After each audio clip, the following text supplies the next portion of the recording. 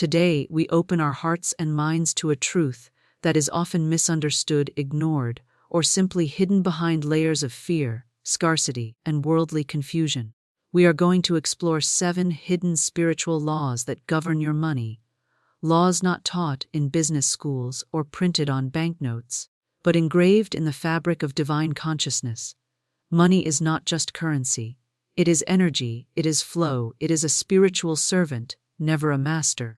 When you align your thoughts and beliefs with divine truth, money begins to flow as naturally as breath. Let us unlock these 7 spiritual keys. The foundation of true financial transformation begins with a powerful realization. God is the source of all supply. This spiritual truth is not merely a religious belief, but a divine law that governs the flow of abundance. When you internalize and live by this understanding, your relationship with money is completely renewed. No longer do you see money as something scarce, elusive, or earned only by struggle. Instead, you begin to understand that your provision is not ultimately tied to your job, bank account, or economic circumstances. It is rooted in the limitless power of God. Most people live in constant fear of not having enough because they view money through the lens of human systems. They believe their employer, clients, business, or the stock market are their providers. While these things are channels through which money flows, they are not the source. The moment you confuse the channel with the source, you become a slave to fear. When the paycheck is late, the business slows down, or the market crashes, panic sets in. Why? Because the foundation was never secure to begin with. When your foundation is the divine, unchanging, eternal, and overflowing, nothing in the natural world can shake your peace. Florence Scovel Shinn beautifully captured this principle when she said, "God is your supply, and you must look to Him for it, and not to the channels." This simple truth has the power to unlock a life of financial freedom. But it's not just about knowing it intellectually. It's about fully believing it and acting in alignment with it. That means when lack appears, you don't react with anxiety or despair. Instead, you affirm the truth: God is my unfailing supply. All that is mine by divine right is now released to me in perfect ways. When you start looking to God as your source, something shifts. You begin to see money as energy, as spiritual substance that flows in harmony with your consciousness. You let go of the need to manipulate outcomes, chase opportunities out of fear, or hoard resources. You become more generous because you know your source never runs dry. You give with confidence, invest with peace, and make decisions not from lack, but from a place of divine security. Seeing God as your provider also removes the burden of performance. So many people are trapped in the belief that they must hustle, overwork, or compromise their values just to make ends meet. But when you understand that provision flows from a higher source, you release the need to force results. You move in alignment, not exhaustion. You pray, you listen, you obey, and resources come as a result of spiritual obedience, not human striving. This doesn't mean you stop working. It means your work becomes an act of faith and service, not a desperate attempt to survive. This spiritual law also helps you handle seasons of uncertainty. Life will have its ups and downs. There may be moments where finances are tight or unexpected expenses arise. But if your trust is rooted in God, you won't be shaken. You can declare with authority, "Though I walk through a valley, I will not fear, for my supply is from heaven." In those moments, miracles happen. Unexpected income appears, debts are canceled, new opportunities come out of nowhere. Why? Because the source is not limited by circumstances. Those who live by this law begin to experience what some call divine timing, or supernatural provision. Things just seem to work out. Not because of luck or coincidence, but because they are aligned with a law higher than economics, the law of divine supply. And as you deepen your trust in this law, your capacity to receive increases. You stop sabotaging your blessings through fear or doubt. You begin to expect good things, knowing that God is not withholding, but constantly pouring into your life.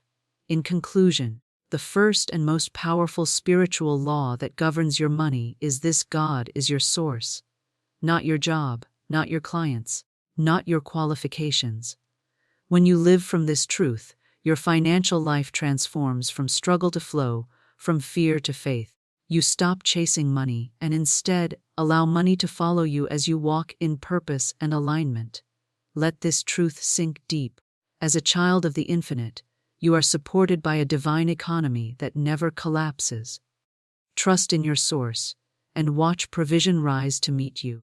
One of the most powerful spiritual truths that often goes unnoticed is that your thoughts shape your financial reality. This is not just a motivational saying or a self-help mantra.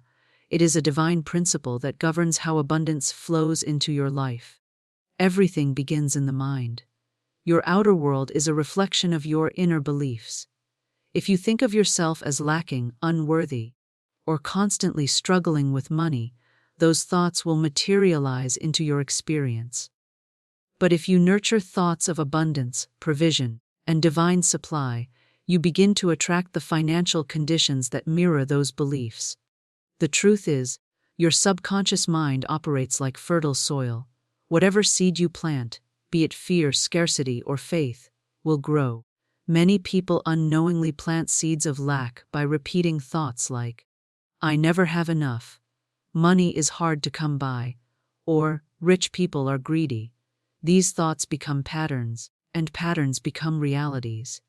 Even when new opportunities present themselves, a mind conditioned by scarcity will reject them, sabotage them, or fail to see them entirely. If you want to change your financial life, you must first change the image you hold of yourself. See yourself as someone who attracts money with ease, who is supported by divine provision, and who manages money wisely and joyfully. Start visualizing your bank account growing, your debts being paid, your needs being met. Let your mind create a blueprint that the spiritual world can build upon.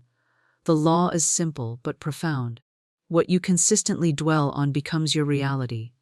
Thoughts are spiritual magnets. Negative thoughts repel abundance. Faith-filled thoughts attract it. But your thoughts don't work alone. They are amplified and activated through your words. That brings us to another spiritual law: your words create wealth or want. What you speak carries creative power. The universe listens to your declarations and echoes them back to you. If you say, "I can't afford that," "I'm always broke," or "there's never enough," you are not just describing your situation. You are prophesying it. Every word you utter is a seed planted into your future. Florence Scovel Shinn said, "Your word is your wand." What you say repeatedly forms your reality. Just as God spoke the world into existence, you are constantly speaking your world into existence through your daily language. Start paying attention to your words. Eliminate expressions of fear and replace them with words of faith. Instead of saying, "I'm struggling," say, "I am learning to master my finances." Instead of saying, "I don't know how I'll make it," say, "Divine supply is on its way to me now." Affirmations are a powerful tool in this process. They are not empty phrases, but intentional declarations that align your mind and spirit with spiritual truth. Say things like, "Money flows to me in expected and unexpected ways." "I am a magnet for divine abundance," or "Every financial need is met with perfect timing." Speak them with emotion and belief. Over time, your words will reprogram your thinking will reshape your energy, and your energy will attract new outcomes. When your thoughts and words are aligned with faith, expectancy, and abundance, you begin to operate under a completely different spiritual system. You are no longer a victim of external conditions. You become a co-creator of your financial reality. Challenges may still arise, but your mindset and your declarations become your armor and your guide.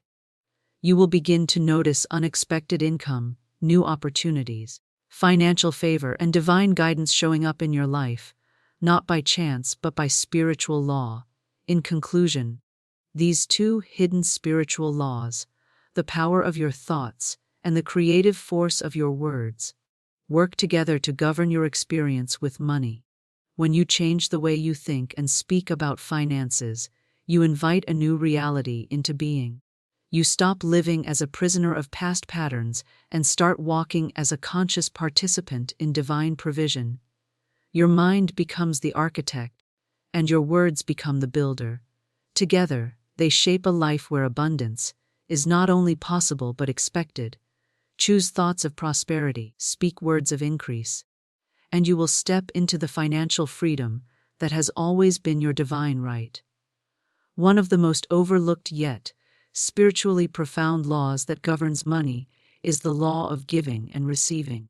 This divine principle states that whatever you give, freely, joyfully, and with faith, returns to you multiplied. Money, like all energy, is meant to flow. When you hold it too tightly, when you give from fear or withhold from selfishness, you interrupt that divine circulation. But when you give with love, intention, and trust in God's infinite supply, you open the gates of abundance in your life. Many people fear giving because they are focused on lack. They worry that if they give, they will have less. But this belief reveals a misunderstanding of how the spiritual economy works. The truth is that giving is not loss, it is activation. It activates the law of return. In the physical world, giving may look like subtraction, but in the spiritual realm, it is addition.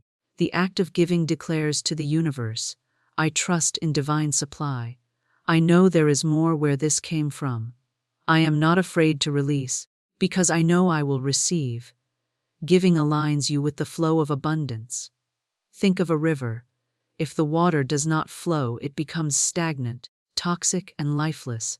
In the same way, money that is hoarded, hidden, or feared loses its vitality. But when you allow money to flow through you, to support others, to bless, to uplift, you become a channel through which divine wealth circulates. And what flows through you will always refresh you. You will never run dry when you become part of the divine cycle. Florence Scovel Shinn often emphasized the importance of tithing and giving as a spiritual practice. She taught that every time you give, especially when it feels uncomfortable, you break the back of fear. You tell your subconscious, I am not bound by this amount. My supply comes from a higher source. I give, and it will be returned to me in divine timing and divine order. And it always is. Sometimes in the same form, sometimes in another. A gift of money may return as a job opportunity, unexpected favor, debt forgiveness, or a healing breakthrough. It's important to understand that the spirit in which you give matters just as much as the act itself. If you give out of obligation, resentment, or manipulation, the energy is distorted. But when you give with a cheerful heart, expecting nothing in return except the joy of blessing another, your giving becomes a seed sown into fertile soil, and every seed, when sown in faith, must bring forth a harvest. Receiving is also part of this law, and one that many spiritually minded people struggle with. Some are generous givers but poor receivers. They push away gifts, feel guilty about success, or downplay blessings. But to receive with grace is to honor the giver and affirm the flow of abundance. Refusing to receive blocks the cycle just as much as refusing to give. The law must be completed. What goes out must come back in. Accept with gratitude. Embrace the blessings. Celebrate the inflow as much as the outflow. When you begin to live by the law of giving and receiving, your mindset changes. You no longer see giving as a loss, but as a sacred investment into the spiritual realm. You stop fearing the lack of resources and begin trusting the flow. You become more sensitive to divine nudges, giving when prompted, sowing into fertile ground, and doing so with faith, not calculation. And you begin to notice that somehow your needs are always met. Your cup is never empty, and often blessings appear in the most unexpected ways. In conclusion, the law of giving and receiving is not about charity or duty. It is about trust, circulation, and alignment. It is a spiritual law that says, When I let go, I make room. When I release, I receive. When I give, I grow. If you want more financial abundance in your life, don't just ask, "What can I get?" Instead, ask, "What can I give?" And give with joy, with freedom, and with faith in God's infinite storehouse. For the measure you use will be the measure returned to you. Pressed down, shaken together, and running over. When your hands are open to give, they are also open to receive. And in that divine exchange, true wealth is born. There is a deeply powerful, often underutilized spiritual law that has the potential to transform your financial life, the law of gratitude in advance. Gratitude is not just a response to receiving. It is a spiritual force that magnetizes blessings into your life before they appear. When you begin to thank God ahead of time for your provision, your abundance, and your breakthrough, you activate a frequency of faith that aligns you with the very thing you desire. Gratitude is not passive, it is an active declaration of trust. Most people are conditioned to give thanks only after something has happened.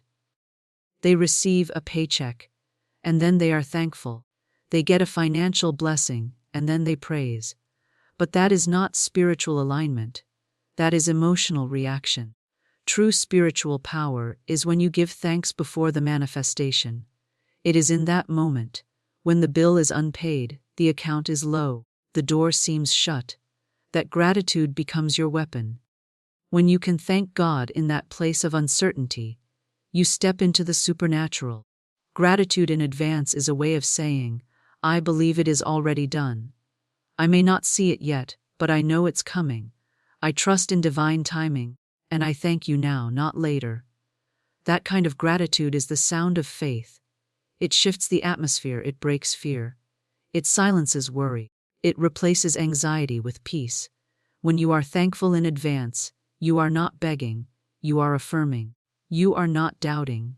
You are standing in expectation. Florence Scovel Shinn taught this principle with great clarity. She often emphasized that when you show gratitude for something before it comes, you are planting a seed of expectancy. You are speaking as if it's already yours, and because words are creative forces, they draw the manifestation into your life. Saying, "Thank you, Father, that every bill is paid and every need is met, while your situation still looks uncertain," is one of the most spiritually mature declarations a person can make. It means you are not led by appearances, you are led by truth. This type of gratitude changes your vibration. It lifts your spirit, it opens your heart, it prepares you to receive. So many people are blocked from financial flow because they are waiting for something external to change before they adjust their attitude. But the law of spiritual prosperity works the other way around. Your attitude of gratitude becomes the magnet. When you are thankful, you stop resisting, you stop doubting, you create space for miracles. Gratitude also cultivates contentment, which is another key to financial peace. When you're grateful for what you already have, you signal to the universe that you are ready to handle more. People often overlook the blessings already in their possession because they are too focused on what they lack. But what you appreciate, appreciates. When you focus on the money you do have, the opportunities you've received, the needs that have already been met, you create an upward spiral of increase. Even in times of lack, there is always something to be grateful for. Maybe the money hasn't arrived yet, but you have wisdom, you have vision, you have breath in your body and a God who never fails. When you give thanks for these things, you reconnect to your source, you shift your energy from fear to faith. And in that space, provision begins to move in your direction. You may not always know how or when, but the how is not your job. That belongs to God. Your role is to trust, to believe, and to give thanks. In conclusion, gratitude in advance is not just a positive habit, it is a spiritual law that accelerates manifestation. When you thank God before you see the blessing, you declare your alignment with divine timing and provision. It's a sacred act of faith that says, I believe you are working even when I can't see it. As you cultivate this attitude daily, through words, prayer, journaling, or quiet reflection, you begin to live not in reaction to your current financial situation, but in response to God's eternal promises. Begin now. Thank Him not only for what you've received, but for what's already on its way. Speak it, feel it, declare it, and watch how heaven responds to the sound of your faith-filled gratitude. In the spiritual realm, there is no greater currency than faith. It is the invisible force that moves mountains, opens doors, and draws unseen provision into visible form. In contrast, fear is the thief of destiny. It clouds judgment, blocks blessings, and keeps you in cycles of lack. When it comes to your financial life, you are either operating in faith or fear. There is no in between. The law of faith over fear is a foundational spiritual truth. Where fear is allowed to dominate, abundance is held back. But where faith is exercised boldly, financial miracles are released. Most people struggle with money not because of their circumstances, but because of their mindset. They may work hard, save diligently, or even pray consistently. But if fear is in the background, fear of not having enough, fear of losing what they have, fear of the future, their actions are rooted in anxiety rather than spiritual trust. Fear whispers lies. There's not enough. You're going to fail. Things will never change. And sadly, when those thoughts go unchecked, they begin to shape reality. Faith, on the other hand, sees beyond the current situation. Faith says, I don't know how, but I know who. It trusts in divine timing, in God's endless supply, and in the unseen resources that are always working on your behalf. Faith is not about ignoring facts, it's about believing a higher truth. You may see the bill, but faith reminds you that God owns it all. You may feel delay, but faith knows that delay is not denial. When faith becomes your foundation, you stop being shaken by temporary conditions because you are rooted in eternal promises. One of the greatest acts of spiritual maturity is choosing faith even when fear makes more sense. It means praying over your finances with expectancy, declaring God's provision over your life, even when your wallet is thin, and making wise, peace-filled decisions instead of panic-driven ones. When you live by faith, you stop chasing money and start trusting that what is meant for you will find you. You walk in peace, you attract solutions, and you open yourself to creative ideas and divine connections that fear would never allow you to see. It's also important to know that faith is not passive. It is deeply active. It speaks life, it takes steps, it sows when led, it moves with boldness. It listens for divine instruction and follows it without hesitation. Fear causes you to freeze, faith causes you to flow. Fear counts every penny with anxiety. Faith honors the value of money while trusting in limitless supply. Fear prepares for loss. Faith prepares for overflow. Florence Scovel Shinn once said, "Fear is man's only enemy. It is faith turned upside down." That means fear is not something outside of you. It's a distortion of your own power.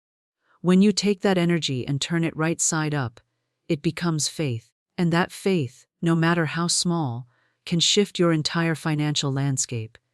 Even a mustard seed of faith, when exercised consistently, will produce results. In conclusion, the spiritual law of faith over fear is essential for unlocking true financial abundance. Your money problems are not just numbers. They are spiritual invitations to grow in trust, to shift your inner posture, and to lean on a source greater than yourself. When fear comes, and it will, you don't have to submit to it. You simply speak truth louder. You declare, God is my provider. I walk in divine provision. I trust that what I need is already on its way. And with that declaration, heaven moves, energy shifts, and what was once fear becomes fertile ground for miracles. Faith is the bridge between your current condition and your divine provision. Walk it boldly, and you will never walk in lack. There is a quiet but powerful spiritual principle that often determines the flow, or blockage, of money in your life, the law of non-resistance. This law teaches that whatever you fight against, you actually give power to. What you resist persists.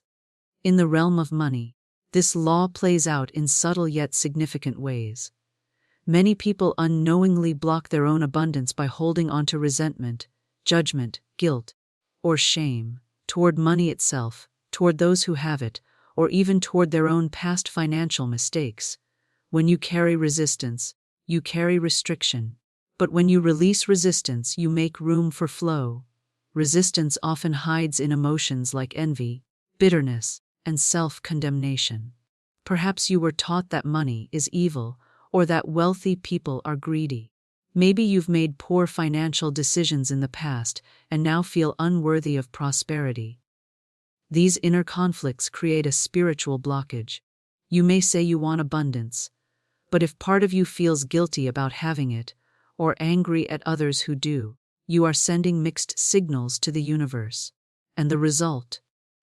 Money avoids you, not because you don't deserve it, but because you are energetically rejecting it. Non-resistance is not about apathy or giving up. It is about letting go. Letting go of judgment, of comparison, of negative stories you've told yourself about money. It is choosing peace over tension. It is forgiving yourself and others for past money wounds. When you release resistance, you free up space in your heart and mind for new blessings to enter. You begin to attract what you no longer resent. You open yourself to receive what you no longer fear. A common area where resistance shows up is in the way we view wealth and those who have it. If you secretly judge the rich as corrupt, greedy, or shallow, you subconsciously push wealth away from your life. Why would you want to become what you dislike?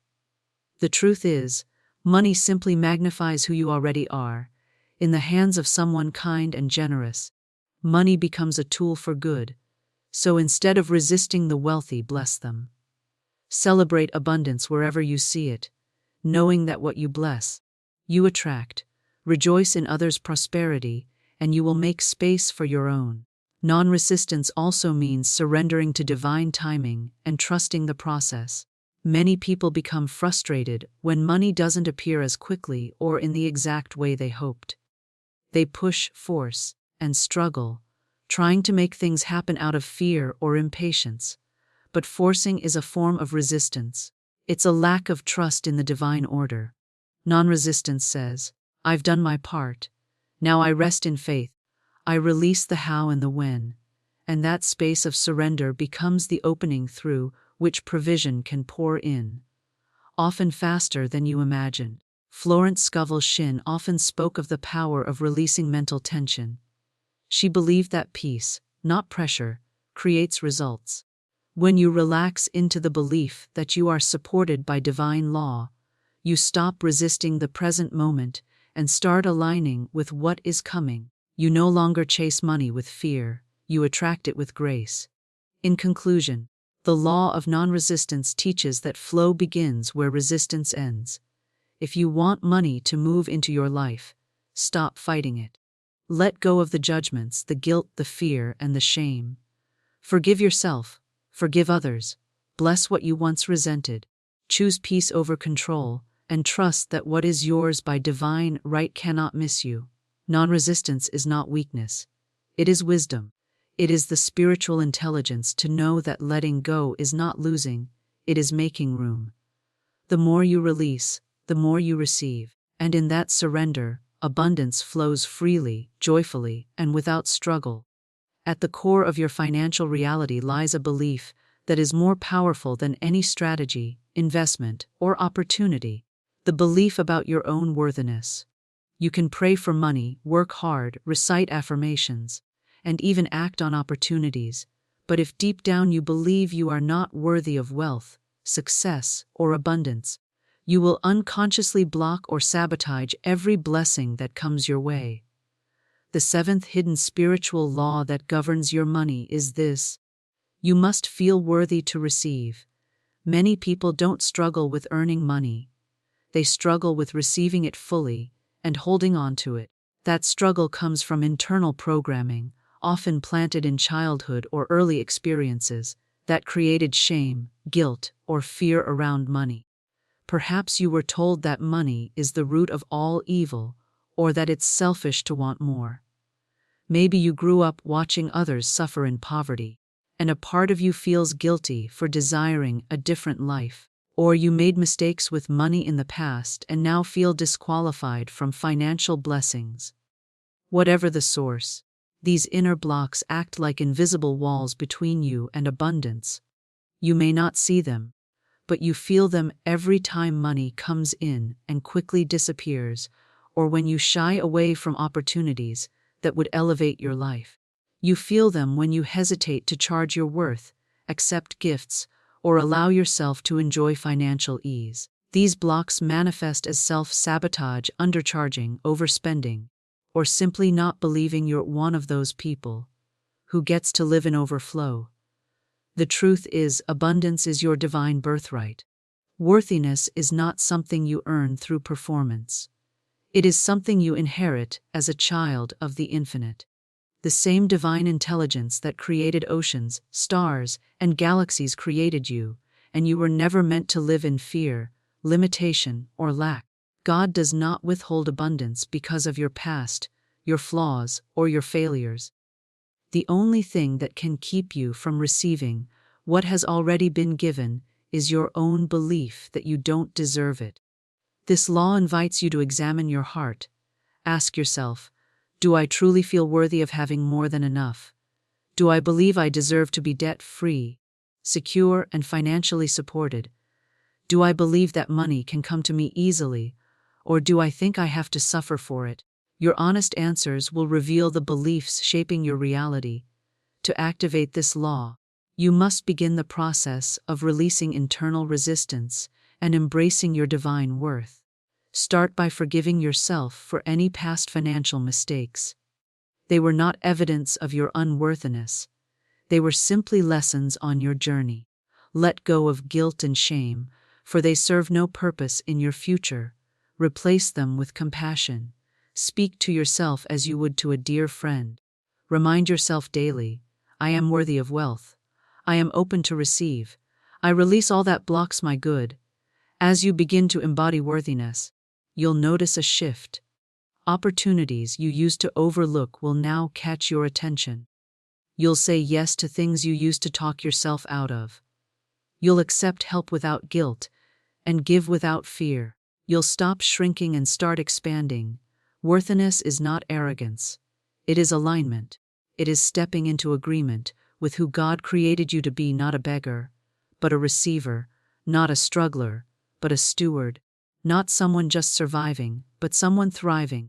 Florence Scovel Shinn often reminded her readers that man can only receive what he sees himself receiving. If you cannot see yourself living in abundance, you cannot hold it. Begin to picture yourself financially free, not in a far-off fantasy kind of way, but as a grounded truth.